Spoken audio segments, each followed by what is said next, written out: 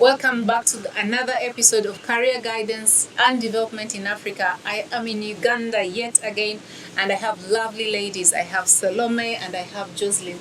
Welcome to this podcast, ladies. Thank you, Sheila. Okay, so I'll start with you. Can you tell us who you are, what you do, and growing up? Is that what you wanted to be? Okay, thank you, Sheila. My name is Salome Lanyero.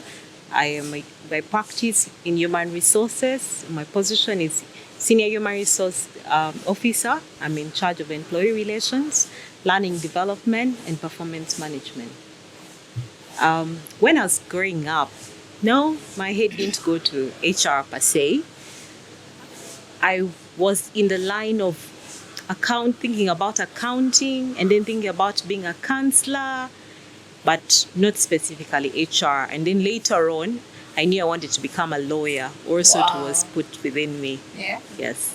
Awesome. That sounds good. So hold your thoughts on every other detail. Thank Jocelyn, tell us. Hi everyone, Jocelyn Amanya is my name. I'm an HR specialist.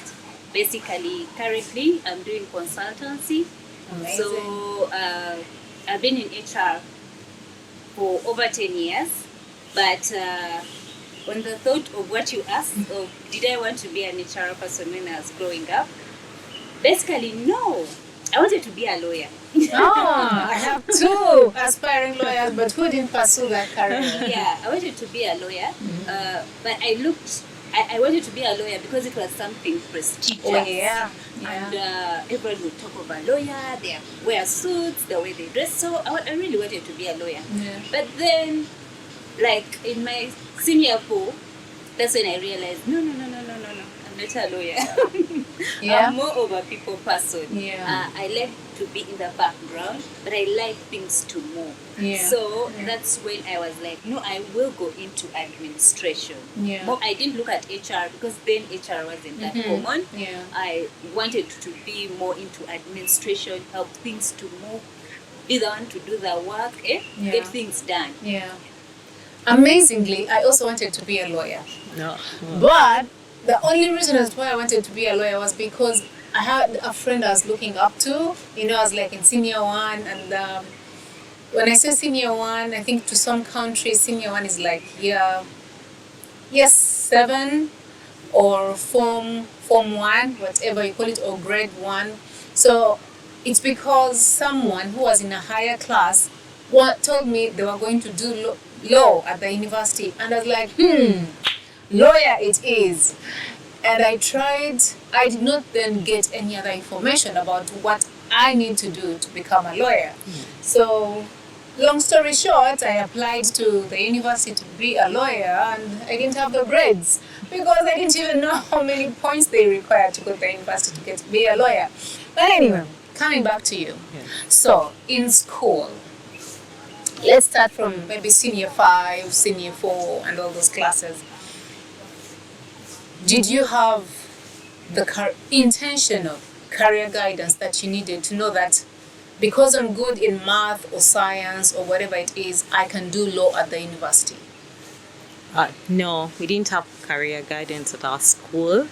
I recalled in A-level, the time when we had career guidance was when we were filling in a form. I think courses for the University for Government Sponsorship. That's the only time I actually recall that there was something specific about career guidance. Yeah. But besides the teachers mentioning that these are maybe the professions that would get you employment, this is what you need to do to the class in general, there's nothing really specific. So where did you get the idea, the thought of being a lawyer or another profession you mentioned? Okay, the thought of being a lawyer was instilled to me by my dad.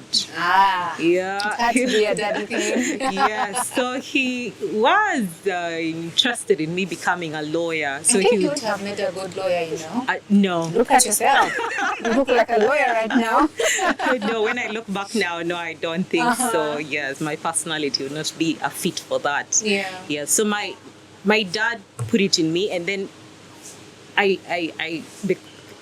maybe because I love what am I trying to say? he instilled it in me, and I grew to perceive the idea of a lawyer as a good thing. And I said, okay, yeah, I could do law. Why not? I mean, I'm basically for the arts and not for the science. So let me pursue law by all means. Yeah. But that didn't happen. Yeah. Yes. Okay. I'll ask you another question, but let me first go to Jocelyn. Jocelyn, how did you get career guidance on what you need to do at the university? And what did you do at the university anyway? Oh, I studied something typically different. Yeah. Did I get career guidance? We did get career guidance, but it was basic. What do you mean basic? We had a careers master Oh, who would okay. actually go to different classes. Like, for example, when we're in S4, they would go to S4 before you go to sit S4, and when you're in S3 selecting subjects, that's where they would actually sit with you and say, the subjects that you were good at, these are the courses that probably you would go into, the area that you go into. Because we had students who would be good at both sciences and arts. That's true. So they would tell you which area do you think you would want to. But it wasn't basically more of career. It was more of basically what you performed well in. Yeah. So we did that. So I would look at, because I was very good at literature, for me that is what I was looking at. I'm either going to be a literature teacher or I'm going to be into... So basically looking at the subjects that you were good at. But after selecting, going to A-level, there wasn't career guidance. It was more about can you make it to government? What course can you do at university? So basically my first course I did BA Arts.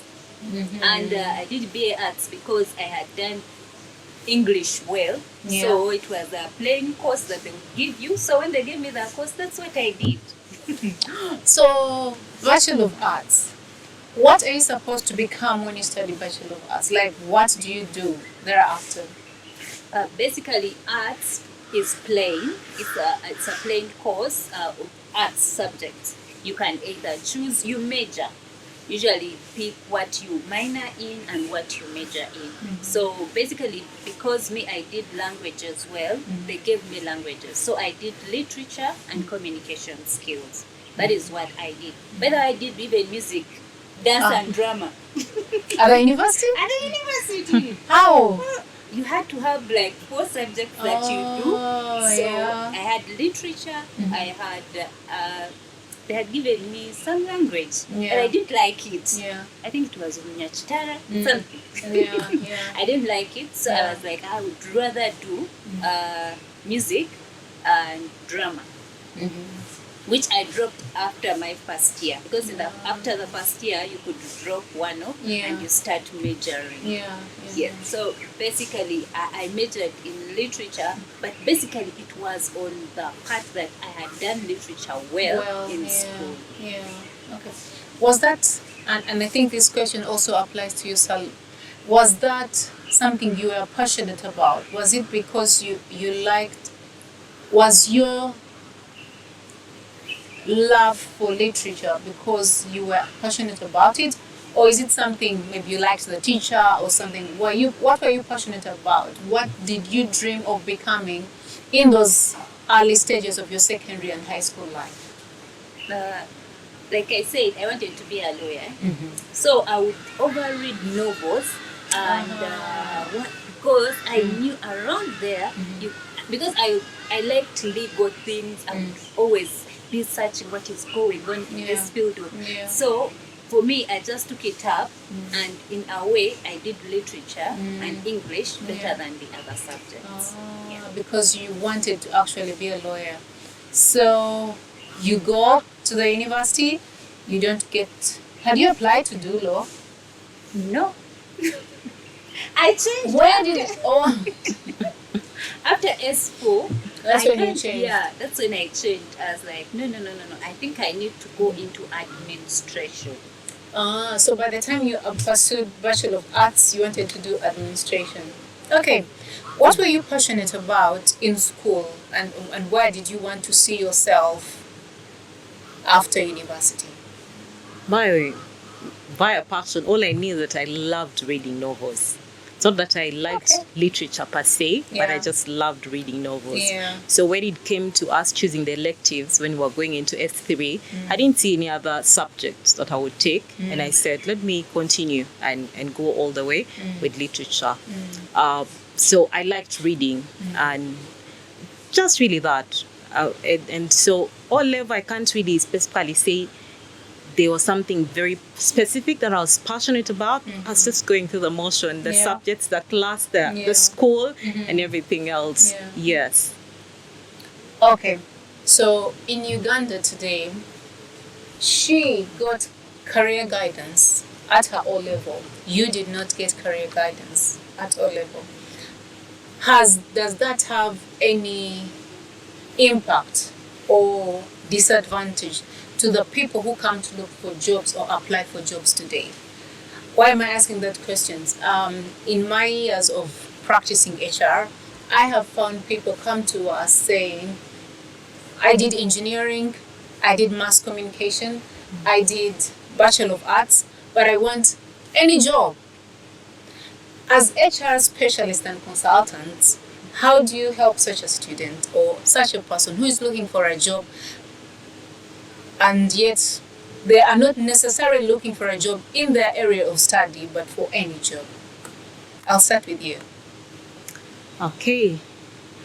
So in Uganda, maybe the disadvantage is in most cases, people don't get to study what they are interested in or what they think they want to be in the future. Okay. So a few do, but majority they don't. Yeah. So maybe that also plays a disadvantage to it. And when they are done with the university, all they sing is job, job, job. Yeah. So I think the aspect of schools and maybe also other programs as well, having intentional programs for career guidance, making people discover their passion at an early stage, and the university is also going to actually educate people what those different courses entail. When you do it, what do you become? What are the different options? Yes, but yes. giving in-depth, not just this is a marketable course, go and do it. Because many people, as I see, because it's said to be marketable, people go for it and the number will be so big. But then you also, by the time you're done with the university, you come out, the market is already inflated. So you're stuck and you just feel like, let me do anything else that I can get to do. So it's very important that parents do guide the children, that the schools have provision for career guidance. And also in the world of internet right now, when you're much older, start reading about what are the courses, what am I interested in, what do I want to become, and that would help. Wow. So Sal is saying that there are 3 places that you need to look out for you to identify what you're passionate about. Number 1, she talks about parents. Parents, you have a very, very crucial role of advising your children on what they need to study. Now, not forcing them on what they need to do, but guiding them and telling them, by the way, you're good at this. It's up to you. It's up to you to do it. If you are not interested, maybe find something else to do. But the teachers also have a great, great influence. However, sometimes teachers look at our subjects and they say, because you failed math or science, you'll never amount to anything good, or you won't do anything good. I want to urge the teachers out there that there's great potential in all the students that we actually have. Identify the needs that they have. If there are weaknesses, help them out. If there are advantages, help them out on becoming that. Those are the better people that we need to have in our community. But you also mentioned that us as individuals, we need to do the big work. We need to identify what we are good at and how do we then pursue that to become what we want to be. I was interviewing a lady in Egypt a few weeks ago, and she told me we do not have career guidance, and here life is up to you. Don't wait for someone to make a decision for you. Don't wait for someone to say, by the way, Sheila, you can do this. By the way, Sally, you're good at this. By the way, Jocelyn, you can do this. No, you hustle, you fight, you try this, and then eventually you figure out what you want to become. If you can't find a career guidance to give you that information or to help you out, then don't sit back and say, I'm a failure. You are not a failure. You can become that you want to become if you put your mind to it. Jocelyn, what advice would you give to people out there who are looking for jobs, but they don't know if their papers actually can give them a job? Yeah.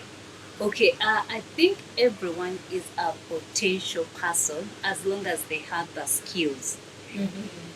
Your skills will sell you, and skills do not matter on the, because we look at both qualification and skills, but there are skills that are universal. Like now being a team player, being able to be a good communicator. Those are skills that one cannot put to an individual. Those are things that you grow. And they are those transferable skills. Of like you have been in an industry. Like, for example, if I like maybe I like football. I'm going to be watching the matches and see how they do this, how they do that. So that is something that you can transfer because you may not be an expert in that area, but because you have that interest, that is a skill that you can get from. So there are those transferable skills. That what I am doing right now can help me do where I want to be better. So it's look at your qualification, especially like here in Uganda. You have to have the qualifications, but also look at the skills that you have and the skills that you can learn to make you be where you want to be. If you want to be a teacher, there are those skills, being able to talk to students, just that communication, engaging with them at their level. That skill will help you even if you are a doctor. You will be able to relate to a student better, and you are able to transfer from one profession to another. Amazing. That's amazing. Speaking of skills, as HR practitioners or specialists, you recruit so many people into the organizations wherever it is that you work. What are some of the skills that people ought to have? She has talked about communication, but in detail, what are some of those skills you look out for as you try to find this particular person suit for that particular job that you are interviewing for? Okay, just to elaborate on what Justin said on the aspect of communication. For my years that I've worked, communication is very important because that's how you're able to actually express yourself. You could be shortlisted via paper and you fail to totally present yourself before the panel for interviews. So it's very vital that people learn how to speak, learn how to communicate, and actually express what they want to express. Be confident in your expression. That's what I usually encourage the young people. Speak up and be audible. And then another skill that is very important as well is the ability to actually be flexible. If, you know, there are different dynamics in an organization. So if they pick out that you actually have ability to be flexible in what you do. By flexible, that I mean that when you're hired for finance, then suddenly you're going to be doing IT. Not really. But the flexibility of you're willing to learn, you are available, you're teachable, you show aspects that, you know, I am willing and able to learn, I'll be able to take on this, I'll be able to pick on that. Then these days an era, technology is, it goes without a say. You must know how to navigate. You must know how to use the computer. You must know how to use Google Space, Microsoft, Excel. Those things are very essential. By the time actually you're done with high school, it's very important that you must know the things. Don't wait until don't wait to do a computer program after the university, because there are so many things to do with technology that nowadays we actually look for. And also when people do interviews nowadays, for most interviews that I know, right from the written, they present a computer before you. So if you do not know how to use a computer, that's where you'll be stranded and you'll be completely stuck. Yes, so those skills and components are very important. And then just to add one last one, ability to actually resolve problems, because in most cases there are problems that will be there and we need to be able to solve them. So what are those attributes that you actually have that will show that you're able to go around a problem, bring solutions, suggest different things of doing things? And that's why I encourage people, even if you've not yet worked, but when you get a break during holidays at the university, go and volunteer. Try and look for space to volunteer. Then you will have a mindset and know how do people operate in the organization? How is the workplace? Because it's totally, the workspace is totally different from what is on the university. So it's very crucial to know that. Wow. Yeah. Wow. So, okay, I'll pause you. Over to you, Jocelyn. What do you think? I think basically she has talked about most of the skills and willingness to learn is a major, because you will never go to a workplace and you know everything. So your willingness to adjust. You know, sometimes it's character of a person. This straight. Something has to be done this way, this way. But that willingness to learn that actually can change from how you do your Excel. And be able to use the Microsoft, Google, Play, something. So being able to adjust and your willingness to learn. And you know, the work ethics now is, we are in an industry whereby you will get someone who can be your team lead, who is way younger than you. Oh, yes. So, so even if you are older than this person, being able to learn, if you don't say, for us, we do things this way, you know, being able to learn, to learn from someone that is even way younger than you or way older than you. Because sometimes there are people say, you're too slow for me. Being able to relate to the level of the person that is leading you. And this, I think, communication, technology, she has already talked about those things. So when you mention technology, there's AI. What kind of technology, apart from the computer, of course, the computer expertise that you have talked about, what other form of technology do you want someone to be conversant about? Someone out there who is trying to find a job, what kind of technology should they know?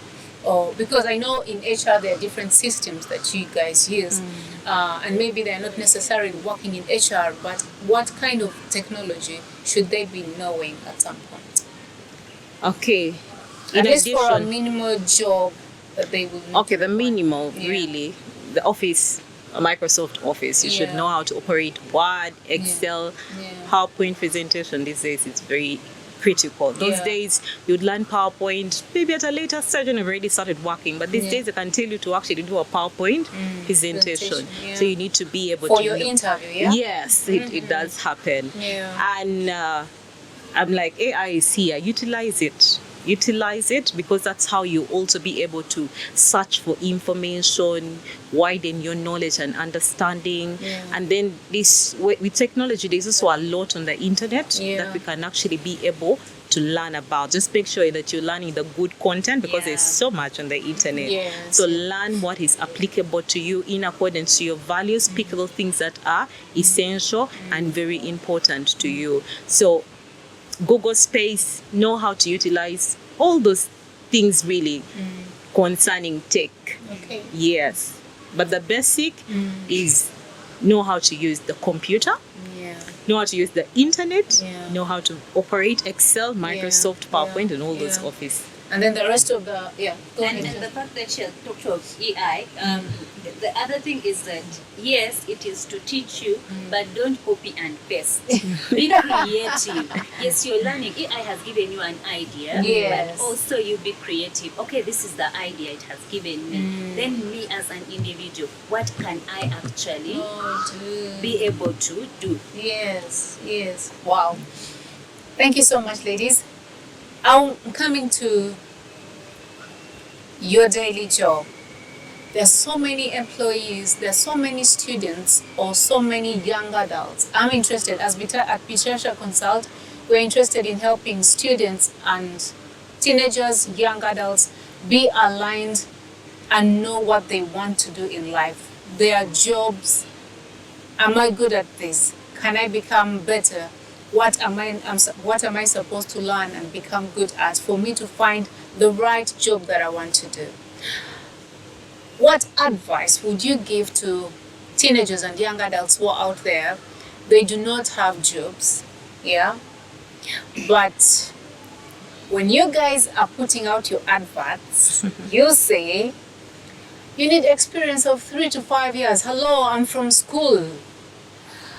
And you're asking for 3 to 5 years of experience. How do you help me? How do I get that experience? Yet I need a job. Where do you expect me to get the experience from? Yeah, actually, there is something Salma had already talked about, you being able to go out during holidays. Yeah. Being able to go out and interact in a workspace. Being able to volunteer.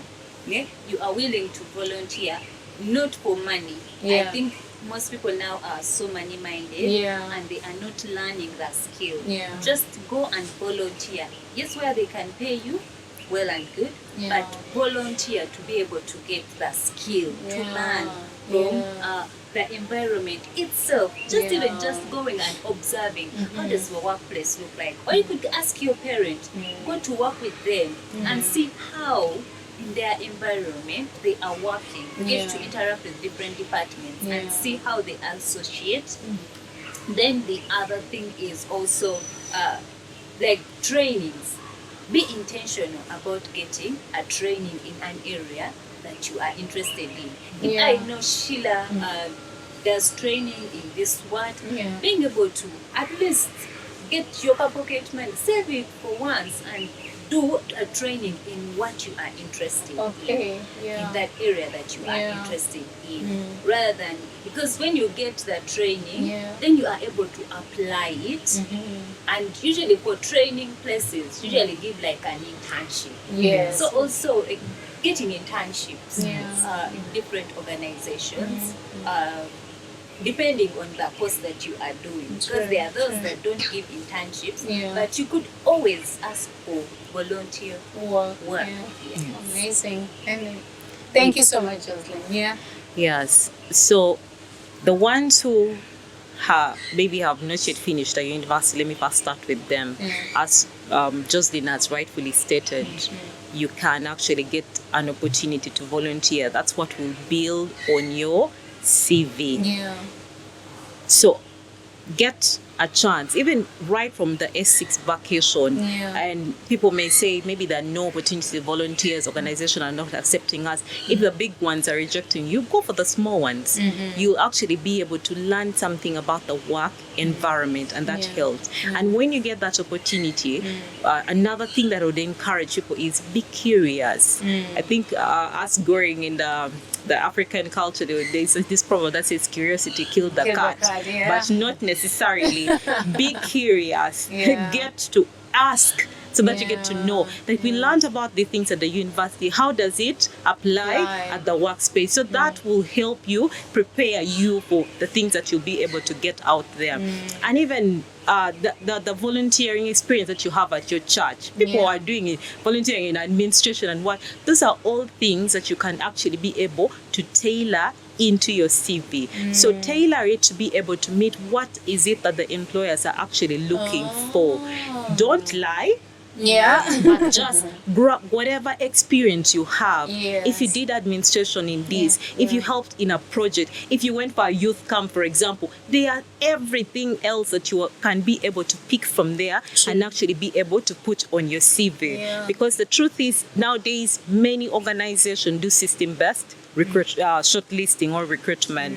So if they put the minimum requirement as 3 years, if you don't have that, the system is not going to know that he's Sheila. Is this Sheila? Sheila is passionate about what she does. No, the system is going to speak. What does the paper actually say? So get opportunities that will help build on your CV. And if you just think about it, there's so many experiences that we have.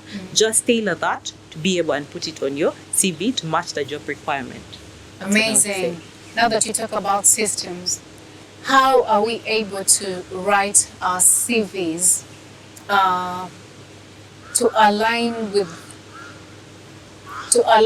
what the systems require? Because now, long time ago, we would apply and I would receive 20 applications, and I have to go through each and every one of them to see that actually Sal qualifies for this to be shortlisted, or Jocelyn does not qualify. So the system is there, and the system has been programmed in a way to shortlist those who have the qualifications. Now, how would you advise people out there to apply for these jobs? How do they write their CVs to make sure that they're able to fit into the system shortlist? Okay. I think that's why they often say when you're applying, like tailor make your CV to suit the job that you're applying for. I shouldn't pick the one I applied for the other side and everything. and Some I just people even do extreme and still have the name of the other company because you're in a rush. Somebody will say, please apply. So pay attention when you see a job advert that you're actually interested in. Pay attention, especially to the part of the job requirement or they say person specification. That's usually the point where the shortlist is concentrated on. When they say bachelor's degree, now in most cases bachelor's degree for arts, it's very wide, unlike sciences where if it's medicine, it's strictly medicine. But for the arts, it's very wide.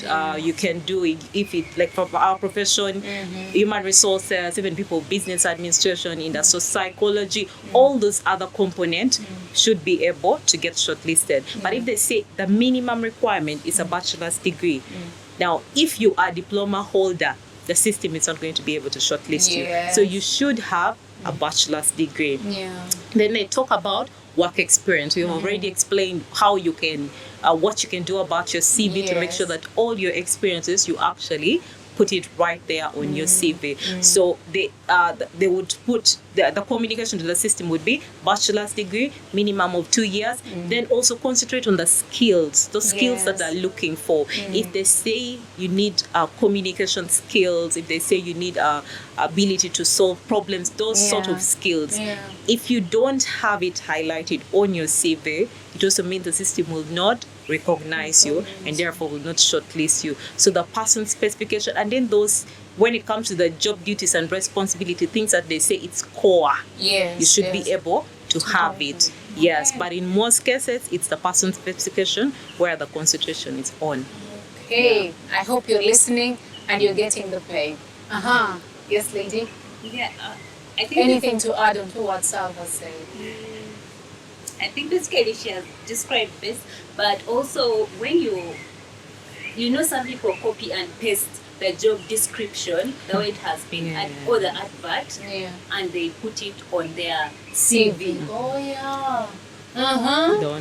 Don't do that. What you need to do is to look at what you have been doing and see what is on the JD or the advert that you have actually been able to implement. Like for example, if I have been doing recruitment, there's the headline is recruitment onboarding. So I'm not going to copy that, but I'm going to do what I have been actually doing. What were my roles that show that actually I have been doing recruitment? So you embrace the job description to fit what you've been doing. And especially like now where they say someone doesn't have that whole the experience, but they have the skill.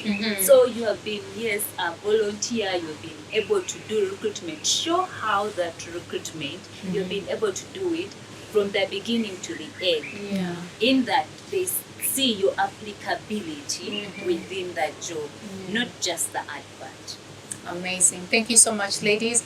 I would want you to tell teenagers and young adults out there, what should they do when they are looking for a job? Your final words and your final thoughts on this matter.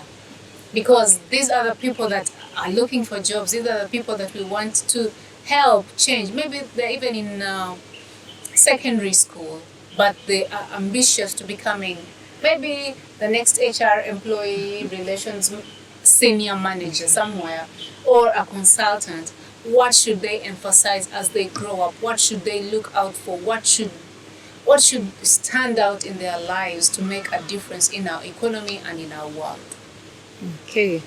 Let me start with, I would encourage the young people to get a mentor, somebody that they can talk to, somebody that who can be able to guide them. Yeah. It's actually very important. Yeah. And then another thing is that we can do a lot of self-development through reading. I encourage you people read, and there's so much content nowadays to be able to read. But as I said before, just make sure you're reading contents that are relatable to your values. Yeah. So that reading will help you to develop on yourself and work on yourself. Yeah. And it's good to be able to know how to express yourself. Yeah. If you're invited for an oral interview, you've passed the written, make sure, unless it's not God's will for you, make sure you nail that interview. Speak up, be clear, and be confident, so that they know that this person actually knows what they are talking or speaking about. Yeah. And then pay attention. Just because they'll say, oh, there's this advert, there's this job, please apply, and then you're also just sending your CV. Yes. Pay attention, read, what does the job actually require, and then be able to work on your CV well. Now, if you've already done the basic of it, it will not be hard to keep modifying it. Sure. And when you go for a job interview, make sure that you know your CV. Make sure you know about that organization. In some cases, we get incidents where people have no clue, or even if you don't have clue, read about it. Show that you've actually made initiative. Sure. You're curious. Then they'll ask you things like, why are you interested in this job position? Why are you interested in working for us? Yeah. So be able to practice that, in case when you're invited for the interview, you're able to respond to the probable questions that may be asked. So just do a bit of a practice and here and there. Think about what are those possible questions that they may be asked, and then think on how you will respond to it, and try as much as possible. As I said before, be curious. Be curious to know, be curious to learn, be curious to grow. And by all means, and me, I always say that God is our guidance. When you pray through situation and you pray through circumstances, He will take you where you need to be. I am where I am by the grace of God. So that I cannot leave it on the outside. Yeah. Thank you so much, Sal. Yes, your last words to people looking for jobs out there. Yeah. Basically, if you're in school right now, being able to know what are your areas of interest. Don't do subjects just because your friends are doing that. The subjects. Be able to ask your teachers of, if I want to do this, what are the things that I can actually focus on? Especially for those bright students in class. You are doing everything well, but what is that area? What is your niche? That area that you are interested in, so that at least you start younger, so that you can look at that. Then the other thing, in life can throw you anywhere. Sure. So be able to adjust. If you have this major thing of, I'm going to be a doctor, but you don't get the grades to become a doctor. Sure. What life has given you, be able to embrace it and do that. In life, you will eventually become the doctor. You may start with a postgraduate in nursing and probably go up to become the doctor that you want to be. So don't close up the chapter because you have not gotten the area that you are interested in. But also mentoring, getting mentors is really good. If you are interested in an area, in a field of work, being able to get the people that you can relate to, that you can talk to, so that they can direct you into that path. Amazing. Thank you so much, ladies. It has been awesome and amazing to talk to you and to listen to your experiences and what you have to tell the world out there. One of the things that you talked about is that we should volunteer or do internships. You never know how we'll identify what we are good at, and then we'll be able to, maybe that will help us do whatever courses we need to do at the university. I remember that I found my first job because I went to an organization and I just became a volunteer. Day one, nothing. I came, I didn't have transport, someone gave me transport. Day two, because someone told me, come to this place, you'll find a job. I'm like, oh, really? I'm coming. I got into this organization. Day one, no job, no money, no transport, but I didn't leave. I stayed there. I worked, I volunteered, and they would give me all sorts of jobs to do. And I was glad to do them because I was in my senior six vacation because I had time on my hands and I didn't know what to do with it. But I stayed in that organization, started my university, still volunteering in that organization. While I was in my second year, one of the bosses of the organization calls me to their office and I'm like, no, what did I do, Lord? What did I do? I get to their office and they ask me, Sheila, what do you do here? I'm like, anything. They're like, what do you mean anything? I'm like, wherever I'm called, I do the work. Yeah. Because at a certain point they graduated me to a relief staff. I know you understand what a relief staff is. So I could go to any department and I could be useful. And the boss told me, you're being underutilized. I'm like, oh, that sounds good, but I didn't see what was coming ahead of me. And he tells me, we are starting up a department.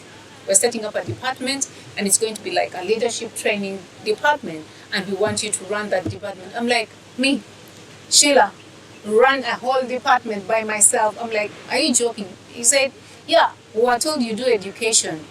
Oh, I'm like, yes, I do education. It's not one of the things I wanted to do in the university. But because someone saw what I was doing in the volunteer work and then used my background of what I was studying, they saw I was the greatest resource to start up that department. And today that department has become a great maybe university, college, or whatever it is. But it's because I was a volunteer. And I'm proud today because I was there. I was a volunteer and the school has evolved, has done so many great things. So do not despise the moment of going out there and volunteering, no matter how much money you do not receive or whatever facilitation they don't give you. Eventually, you will learn something. John Maxwell says that if you keep doing something that you love, and even if you're not paid for it, one day someone will identify what you're doing and you are good at it, and they will definitely pay you for that work that you're doing. So stay on course and make sure that you continue to look out for opportunities. Don't sit down. Don't stop learning. Keep learning and look for opportunities where you can learn from a mentor, someone that has some experience, something. Okay? Thank you so much, ladies. I appreciate your time and I appreciate your wisdom. Have a good evening. And to the rest of us, Thank you. wait for our next episode. See you. Bye-bye.